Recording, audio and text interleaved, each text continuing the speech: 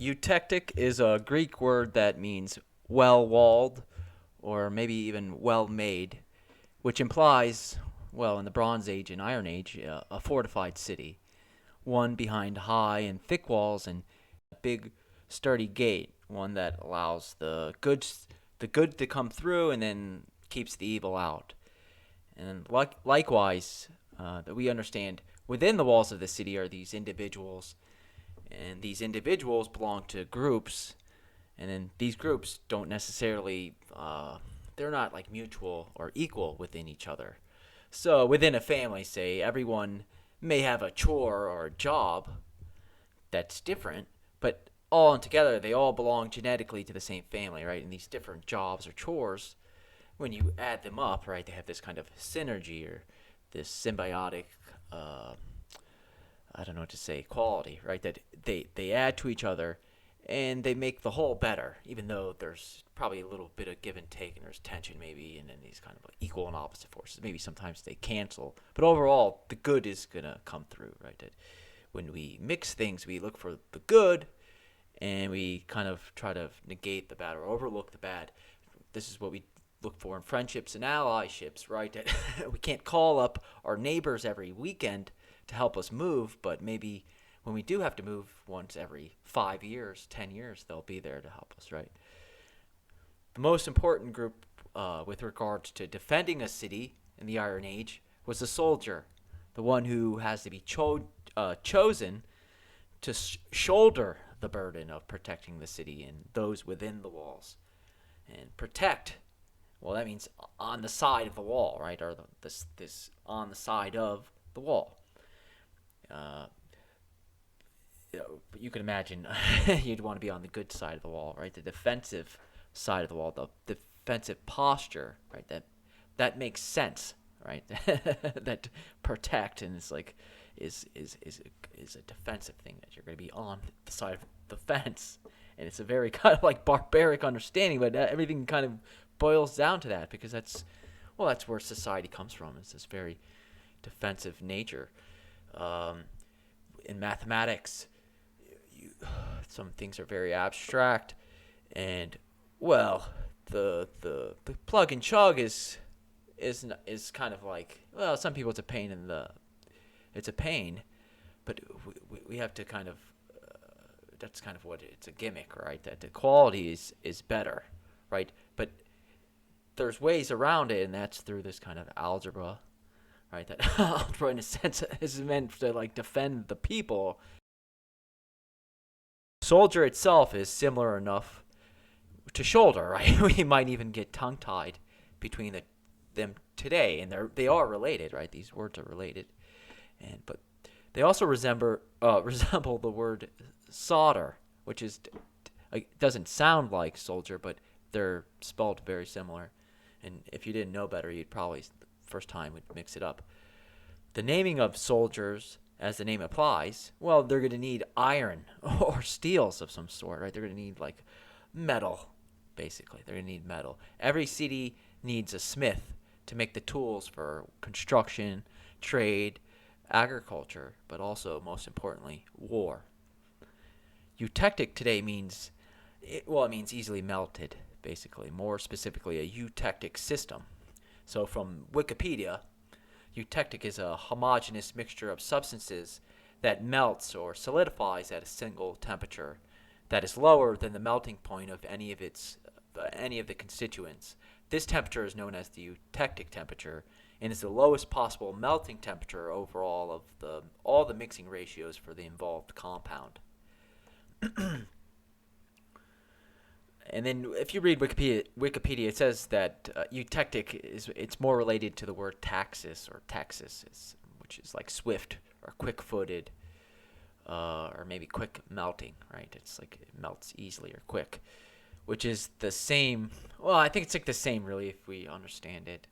That, well, if you have well built, it probably has more to do with kind of purity and such, and not having to do with impurities. Well, so we all understand basic chemistry, and I don't want to go into chemistry and say that we were going to understand chemistry because of the Bible. No, that everything, we stand on the shoulders of giants, that we've already gone so far we don't need to go back, right? So if you take material science, right, you're going to learn a lot of basics, and a lot of these basics you probably already know, right? But if you do want to go further, right, go to college, right? If you want to be a chemical engineer or something, if you want to be a physicist, yeah, you're not going to just find this out by reading the Bible. It's going to take 10,000 years for society to figure this out as a whole, right? A lot of people are going to die in the process. So just don't fight people. Just take people's word, right? A lot of smart people have come before, and this is what they've found out. So we should take advantage of it, right? The Bible is a quality source of these philosophical axioms, right? I recommend it as a supplement to technical know-how, right? That you always have to kind of read the textbooks first, and then we can kind of talk about more fancy type of ideas and go beyond just the fundamentals, right? The basics. But anyways, all can still enjoy the qualitative understanding. For instance, right? A single system. Pure gold. We know all the main physical properties already, right? Like, what does gold look like? What does it feel like? Well, what does it even weigh? Like, what does a gold coin weigh? We already kind of understand density, right? We understand density of gold. Malleability. We know gold. If you have a gold chain, you know that it can get ripped off, right? It's not gonna take your head off with it. And this is, of course, for like a room temperature and atmospheric pressure, right? These are just everyday conditions. So you can see how it gets complicated, right? You could just start changing everything, pressure, volume, and temperature.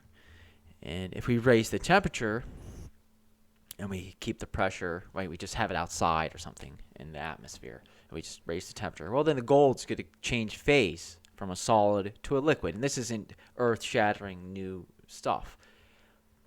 We all know the solid to liquid phase transformation happens when you give it energy or temperature. If you hold, well, the pressure is constant. The atmosphere is not changing. And then we can imagine if you go even further, if you're like in a furnace, right? Right, you go up to like thousands of degrees, you can get the gold into a vapor, right? And then vice versa. We could say, well, we just take water, since we all know water. And then you want to hold it at the same temperature, which is kind of odd, but you can do that, right? You could put it in some kind of material that keeps it cold, right? It's just a hypothetical. And then you could add pressure, right? So you're changing the pressure. You could squeeze that solid liquid into water, right? And this is below the melting point or the freezing point of 0 degrees Celsius. So you could, below zero, at some point below 0 degrees Celsius, you could squeeze solid ice into water. And this is due to kind of just the irregular bonding of water, right? It's the hydrogen bonding and the polarity. You get these kind of mixing of bonding angles and such. And this is kind of, then you get resulting in these different arrangements, right, and structures of the liquid as opposed to the crystals and such. Even within the crystal, you probably have some kind of mixing of bonding angles and such. It's weird in that the density of a solid is usually greater than the liquid form, right? Solid material tends to sink, or just intuitively we think a solid is more dense than a liquid, just because the solid is a crystal. The molecules don't move, right? You would inherently think it's more dense, but that's not always the case. Because water is odd, right? The solid floats like an iceberg, right? It floats. We can imagine densities and in more general physical properties are important to know for pure substances, right? That purity is kind of this like important benchmark. We can easily measure volume and then the mass of objects just by this comparative stuff, right? We can figure out that things have mass, right? By the weight, by gravity. And then through these, we can figure out density and then even flow rates, right? We can measure how much water is going to flow through a creek or something, or we can measure how much water people are going to get through it for irrigation purposes, right? Economically, we can see how that's beneficial.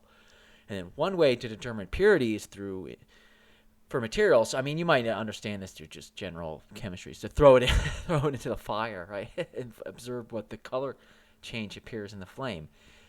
You're looking for this physical change in the flame that can give Well, it gives a good indicator of purity of some solid materials, right? The metals, well, they have readily available electrons, these kind of valence electrons, and metals or oxides that they're going to ionize with the heat very, very easily, and then that when you give it the energy, you give it the ionization. That's this color change, right? You're going to see this exciting of the electrons basically, and they give off color, and then based off this color, we can infer the purity.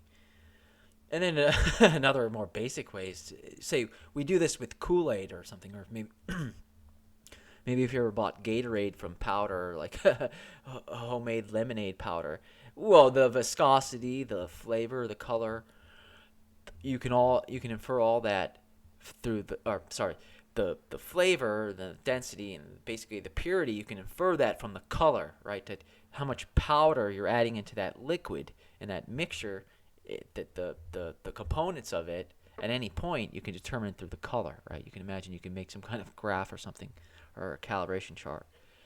And then ultimately that color you can say is a concentration, where concentration is molecules per volume. So anyone who has graduated high school probably is familiar with volume and stuff, and these kind of concepts of molecules or moles, right? And then ultimately concentration. And then in industry, well, they're going to use more intensive methods, right? Taking advantage of kind of known chemistries and densities to then back out and calculate the purity of samples. And then even more sophisticated methods, they're going to use like X-rays to measure the fluorescence or something to calculate purity. And, by comparing to known controls. And this is all, well, it's the same kind of properties, like this optical properties and such. And then from general chemistry, mole is related to, it's related to the animal that burrows, but it's also related to Molech or Zeus, right? It's like the mortar and pestle, guacamole, right? Basically, guacamole is like the avocado has been mashed, and then molars. We all have molars that grind up the leafy materials and such and fibers, and then a mole, like a pharmacist, is going to turn a solid into a powder. And then they're going to either further mix that with other powders, and they're going to try to either put it like in a solvent or something. And then you can imagine even larger industrial scale, you're going to have like a crucible, and they're going to try to melt these kind of different metals into an alloy, right? An alloy, of course, combines the helpful effects of two different metals, or maybe even three, right? The steel is good because it doesn't rust or corrode, but it retains much of the strength of iron. Which iron is good, it's a strong material, and it's going to be used for all kinds of practical and industrial grade uses. And then steel, of course, is carbon and iron, right? It's an alloy, or it's a fusive mix. And then most importantly, it's iron, of course, was used for military purposes, right, to kill people. And then iron is probably the most famous of all eutectic mixtures. So take material science 101, you'll be like inundated with these phase diagrams of iron and carbon, steel.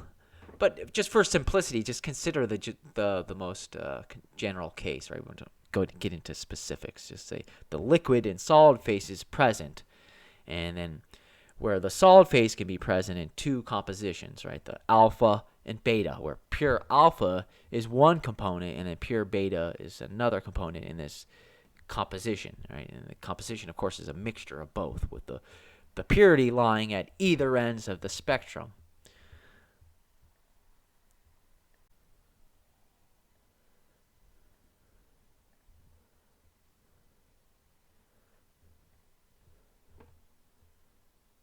At the bottom of the most basic eutectic diagram is the composition by weight percentage. So all the way to the right is 100% beta, and then to the left, all the way on the bottom axis, is 0% beta. And then, like, if you flip it, that 0% beta means 100% alpha, right? And then if you say it's 100%, or if it's 100% beta, it's 0% alpha, right? And at the left, on the left, or the y-axis, as most people know it, is the temperatures, right? So if you stay at the left at 100% alpha, right, the bottom axis at the left, Yeah, 100%, and it's like melting pure A, right? If you go up in temperature and you get a liquid and a solid until it all melts into a pure liquid A. And the same holds for the right side, right? It's just like 100% beta. And then the in between is the mixture where the lines, they designate where temperature and composition, right? They delineate the phase or nature of the material at any given condition. So say 30% A, and you go up in temperature, you'll have a liquid and then solid alpha along with some solid and liquid beta, right? Uh, right. So you'll have to, and these are all related by drawing the tie line on the diagram. So you'll say if you go up 30% A, then you'll draw the point there, and then you'll have to draw the tie line to go all the way to this other side, and you say, oh, it's this percent, right? And then of course, these diagrams are constructed through experimental data. And once again, I'm not going to go through how to. If you want to do it, just go to college or something. Following if you follow the fundamental laws of physics, so it's, no matter is created or destroyed unless you're doing these nuclear reactions. So you can write the energy balance basically. So through linear algebra, you can solve and figure out the purity of the tie lines, right? Basically, you draw the tie lines and then back out the purity through these energy balances. So since this was just a physical change and no chemistry was done, right? You're just melting a mixture of two solid metals. You're not making a new metal or element or something. You're just making these new alloys or compositions. But there could be some chemistry, right? But we're just kind of talking about a physical change here, right? You're talking about like melting frozen Gatorade, right? When you melt frozen Gatorade, you don't create a new material or element or something. There might be separation and stuff, and then kind of ionization going on in the material, but that's not kind of what we're talking about here, right? We're talking about the physical change that we can measure. There's always kind of chemistry going on, right? There's oxidation and such, but the rates can be negligible. In the grand scheme of things, right, this is why you make alloys, right? You want to make a composite material to get these additive effects of strength and incorruptibility. Other ways to think about the eutectic point is when adding solid salt to solid ice, right? In a cold day, you salt the door out in front of the door so you don't slip and fall when you go outside, or your driveway gets salted. And then at the extremes of the solid salt and the solid ice, they don't meet, right? They don't meet, so you have on the bottom axis you would have solid salt and then solid ice, and then they don't interact, so you have pure.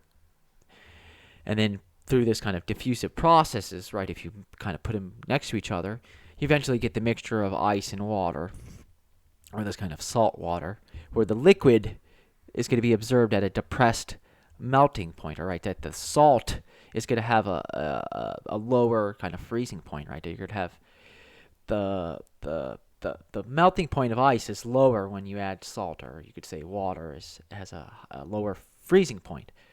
And then this lowest point, corresponding to some composition, is called the eutectic point, right? It's a specific concentration correlating to a temperature. And right, and you could say this is helpful, right?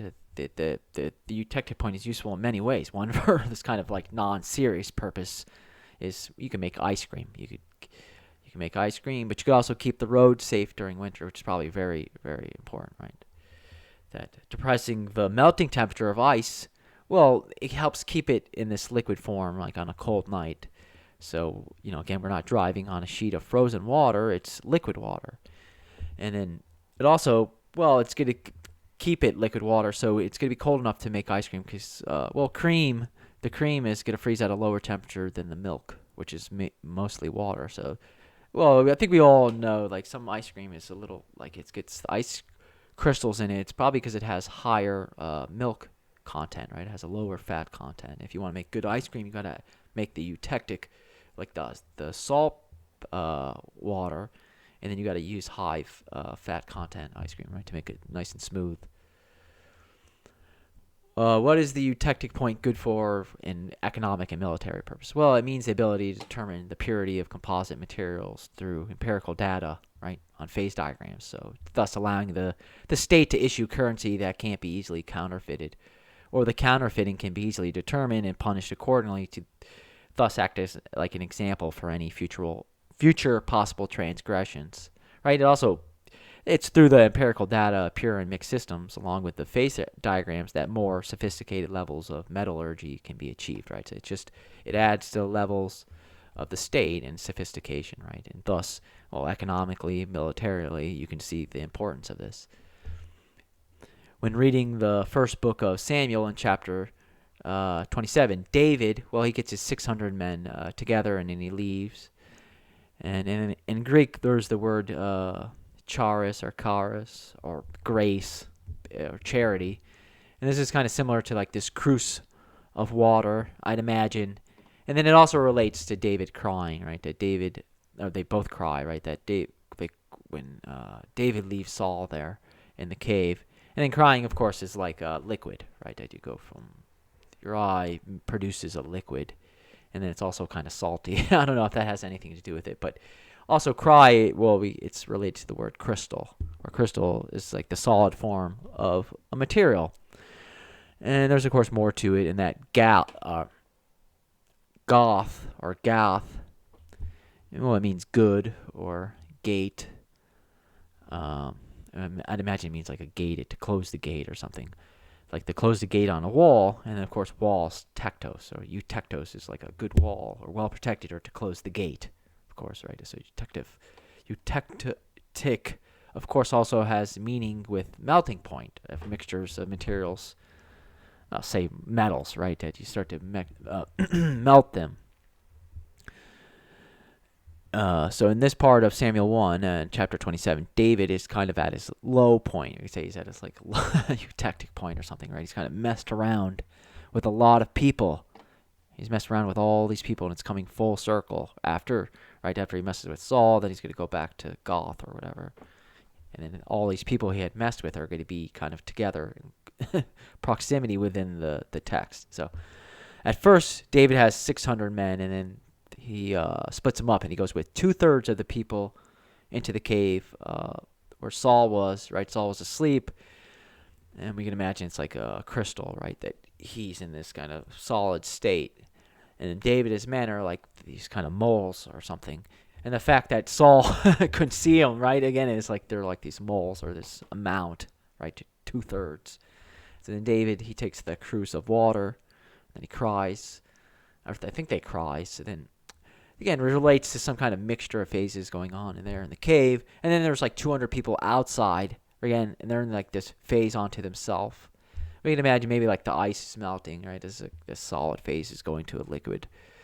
And then there's might be other phases are present within it itself, or like the phases themselves they're the same. You might have solids, but they're in a different kind of configuration within this crystallization is a different configuration. And then, what was I gonna say?